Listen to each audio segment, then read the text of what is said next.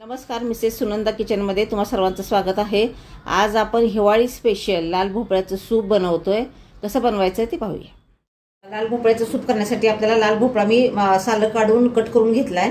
साधारण मी आता तुम्ही किती लोकांसाठी बनवताय त्याच्यावर आहे. मी अर्धा किलो भोपळा कट करून घेतलाय आणि मीडियम साईजचे एक गाजर घेतलेलं आहे.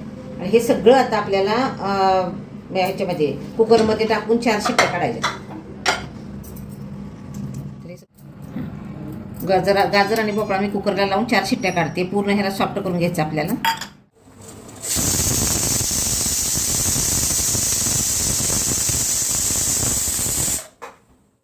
हे मस्त मऊसूद असं शिजलेलं आहे. तरी पण मिक्सरमधनं काढल्यावर एकजीव होतं म्हणून आपण मिक्सरमधून पेस्ट करून घेतोय. ह्याचं जे पाणी आहे ते पाणी टाकायचं नाही आपल्याला. हेच पाणी पुन्हा सूपमध्ये वापरायचं आहे.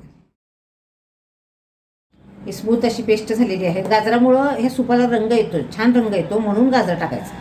नसेल तुम्हाला गाजर आवडत तर स्किप केलं तरी चालेल. हे साजूक तुपामध्ये सूप करते मी. मस्त घरचं साजूक तूप आहे हे. थोडं 1 चमचाभर आपल्याला वापरायचं आहे. तूप फार तापू द्यायचं नाही, जिरं टाकायचं त्याच्यात लगेच. थोडी चवीपुरती लसणाची पेस्ट,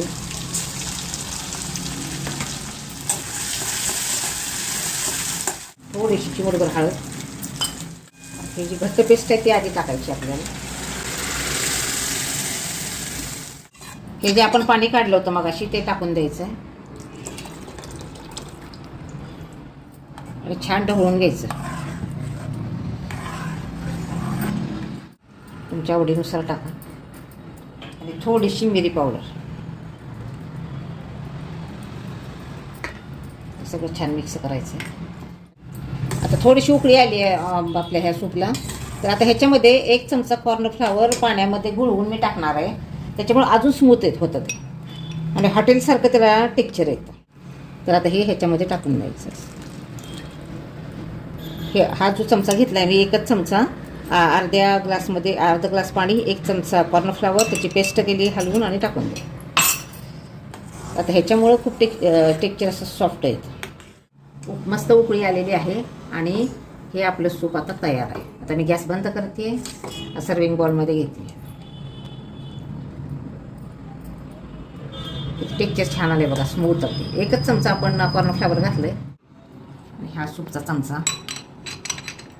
कोथिंबिरीचे पान घेते.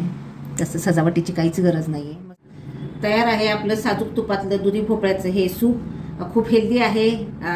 करून बघा. आवडलं तर लाईक, कमेंट, शेअर देत राहा. आमच्या चॅनलला सबस्क्राईब करा.